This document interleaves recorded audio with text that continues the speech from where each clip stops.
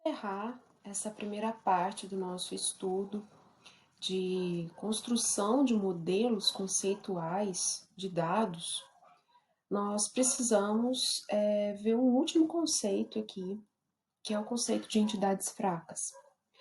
Nós já tínhamos feito toda a análise do nosso modelo aqui da universidade, né? Então, nós chegamos nesse ponto aqui do nosso modelo, né?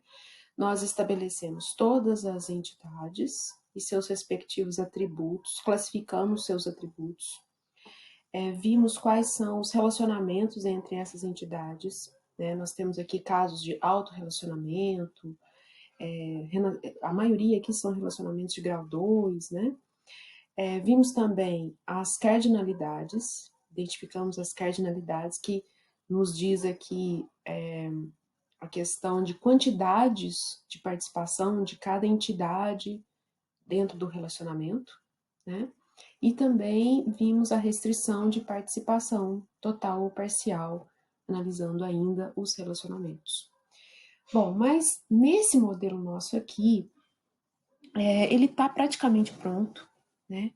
Mas nós temos uma questão aqui importante. Por exemplo, a questão da avaliação. A avaliação que um professor recebe, né? Será que essa avaliação, dentro desse contexto, né? Será que a gente já viu aqui que nem todo professor recebe uma avaliação, né? Mas nós temos aqui uma entidade de avaliação que é feita anonimamente pelo estudante, e agora a gente vai ver a condição de existência dessas entidades. Todas as entidades aqui do nosso sistema, elas independem da existência de outra para ela existir, né? Por exemplo, professor, ele é super importante aqui nesse sistema, ele é uma entidade forte, ela independe da existência de qualquer outra entidade aqui para aquele professor ter seu registro ali, né, nesse sistema, né? Disciplina também, nós viemos aqui, cadastramos uma disciplina, né? E essa disciplina ela independe da existência de qualquer outra entidade aqui também para ela existir. Departamento também, estudante também. Mas avaliação não. Avaliação, uma avaliação específica, ela só existe, né? Vamos supor, o aluno anônimo lá fez uma avaliação do professor Joãozinho. Esta avaliação específica, ela só existe se existir o professor Joãozinho aqui no sistema, certo? Então, a existência das entidades, do tipo de entidade de avaliação, elas dependem da existência de uma outra entidade. Que entidade que é essa? Da existência do professor para que haja aquela avaliação, certo? Então, nós temos aqui um conceito, o último conceito que falta aqui, né, para nós, nessa primeira parte, que é o conceito de entidade fraca. Todas as outras entidades que nós vimos aí, elas são entidades consideradas fortes. São aquelas cuja existência independe de outras entidades, ou seja, por si só, elas já possuem total sentido de existir dentro daquele contexto.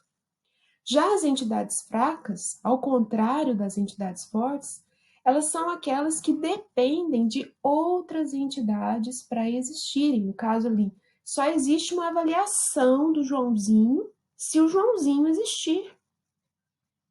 Pois individualmente ela não faz sentido. Como é que eu vou fazer a avaliação do Joãozinho se o Joãozinho não está lá no banco? Certo? Então, isso aqui é o conceito de entidade fraca. É um conceito, assim, meio chatinho da gente identificar, tá? Eu vou dar alguns outros exemplos aqui para vocês. Então, são tipos de entidades que podem não ter atributos chaves, geralmente eles não têm, tá?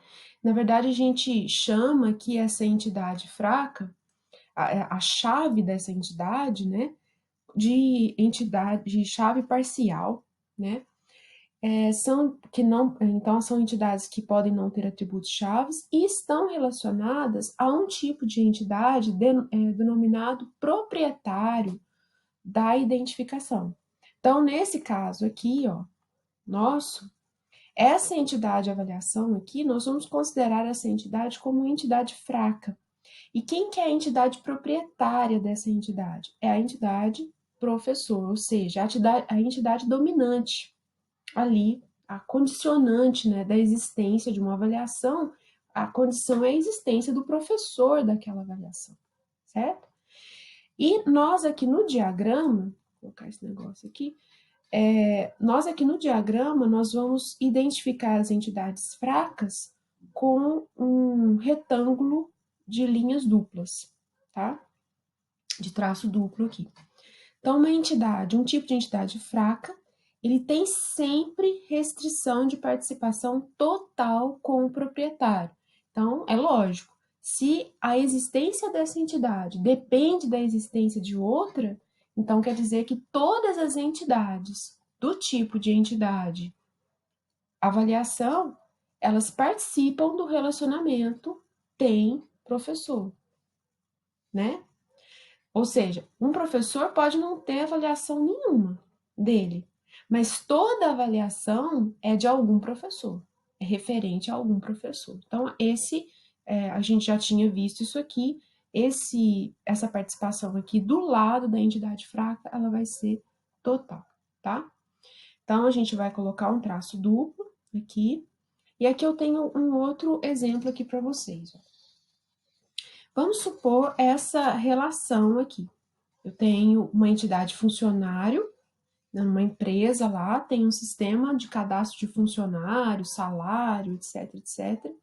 E ela quer também administrar quem são os dependentes financeiramente, né, daqueles seus funcionários, né? Às vezes tem alguma gratificação, né, do funcionário para aquele dependente registrado ali no sistema.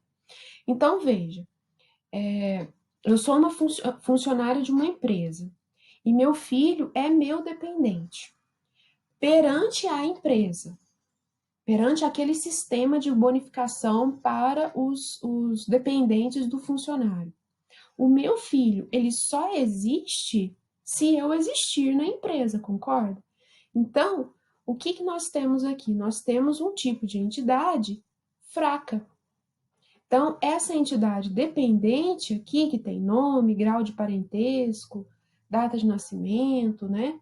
Ela é uma entidade fraca, ou seja, ela depende, a existência de uma pessoa com nome, grau de parentesco e data de nascimento, a existência dessa pessoa nesse sistema depende da existência do funcionário para o qual esse dependente depende, né?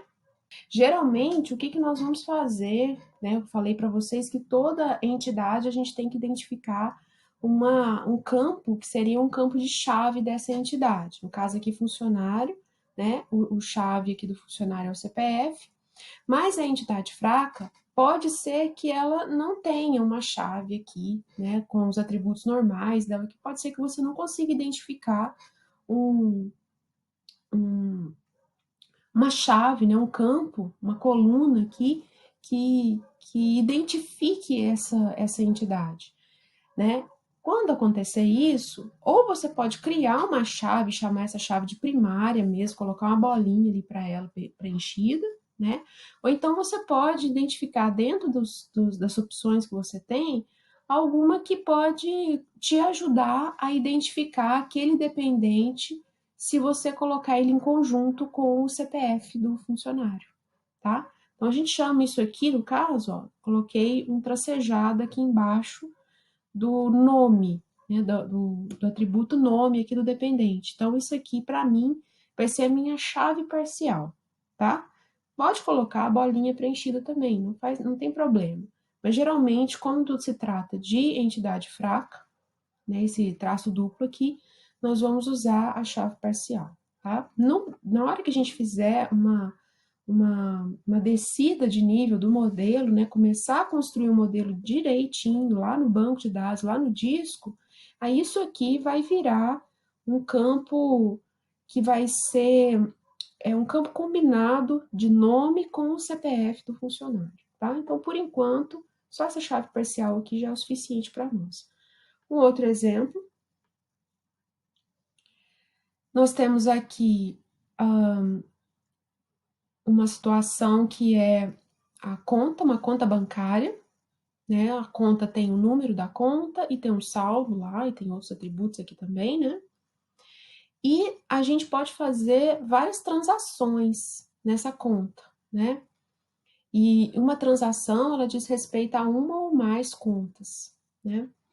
Bom, essa transação, ela pode ser, por exemplo, você pode depositar na conta, sacar, transferir, né? Então, você pode fazer todas essas operações aqui, né?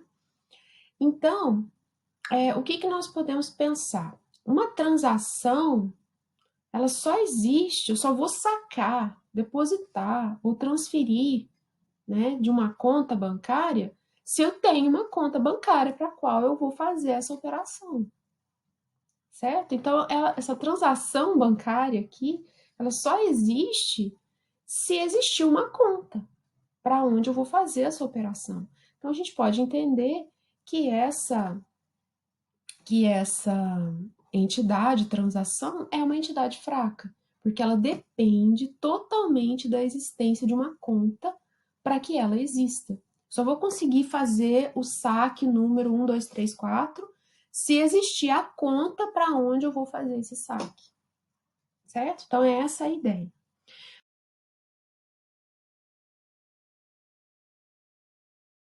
Nós podemos criar aqui uma chave para ela, que não tem nada que consiga identificar essa transação, então eu vou criar aqui um código.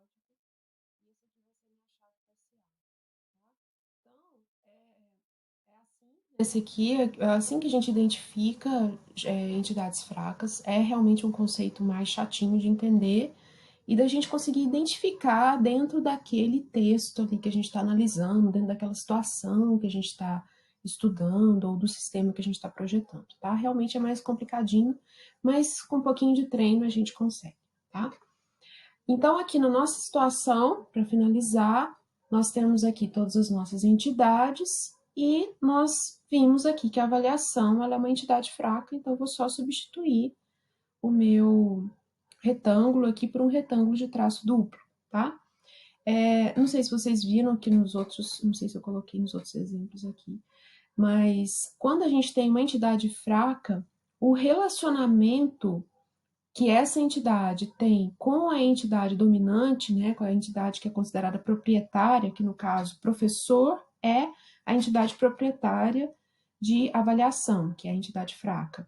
Então, esse relacionamento aqui que liga a entidade proprietária com a entidade fraca, ele é também um relacionamento fraco, tá? Um tipo de relacionamento fraco. E, voltando, toda restrição de participação de uma entidade fraca, ela tem que ter a participação total do lado dela, do lado da fraca, que ela tem que ser o traço duplo, tem que ser a restrição de participação total, ok?